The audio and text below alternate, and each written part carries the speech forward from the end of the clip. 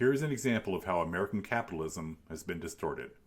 Compensation for chief executive officers of public companies. If you go back a few decades, the average corporate CEO made about 20 times what his or her worker made. By 2010, the average CEO made 200 times what the average worker made, an increase of 1,000%. The average CEO went from being paid hundreds of thousands of dollars a year to being paid tens of millions of dollars a year. Have you ever wondered why that happened? Why CEOs got a 1,000% increase in compensation? There wasn't any economic reason for it. Corporate profits didn't go up 1,000%. Corporate return on equity didn't go up 1,000%. Why did it happen? It happened because a second set of rules for corporate CEOs. Because CEOs of a public company, not the company's shareholders, get to indirectly name the person that sets the CEO's compensation. And for a period of 15 years, CEOs didn't even have to tell the owners of a company how much money they were getting paid. Yes, you heard that right. For 15 years, the CEO didn't have to tell the shareholders, the owner of the company, how much money they were being paid. In the 1980s, corporate compensation specialists, the people that recommend compensation for CEOs and board members, started recommending that CEOs be issued stock options in addition to their salaries and bonuses.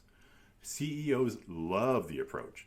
Not only was it a way for CEOs to increase their compensation, but the best part was, because the options weren't a cash payment, the cost of the option did not get added to the company's profit and loss statement. The CEOs and boards of directors did not have to tell the shareholders, the owners of the company, how much money they were getting paid. Yes, you heard that right. The CEOs didn't have to tell the shareholders how much money they were making.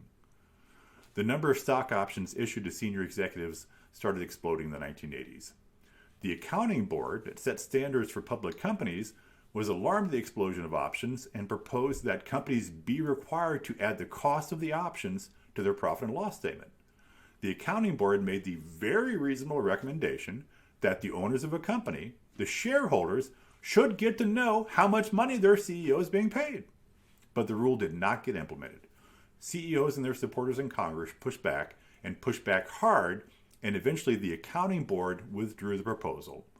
It wasn't until 2006, when a company called Enron collapsed because of fraud, that the accounting board was finally able to push through a rule requiring companies to disclose the full cost of their CEO compensation.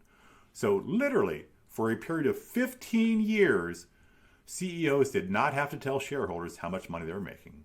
It's during that time period that CEO salaries increased 1,000%. And son of a gun, as soon as CEOs had to start telling shareholders what they were getting paid, CEO salaries stopped going up. We need to fix American capitalism. We need to get back to one set of rules. CEOs now have to tell shareholders how much the CEO is getting paid, which was half the problem. But CEOs still effectively control who gets named to a company's board of directors and still effectively decide who sets their salary. This needs to end, and it can end. We can change the rules to allow the shareholders, the owners of the company, to actually decide who gets to run their company and how much they get paid. And if we do this, if we actually give control back to shareholders, CEO salaries will start coming down. If we get back to one set of rules, American capitalism will start healing itself.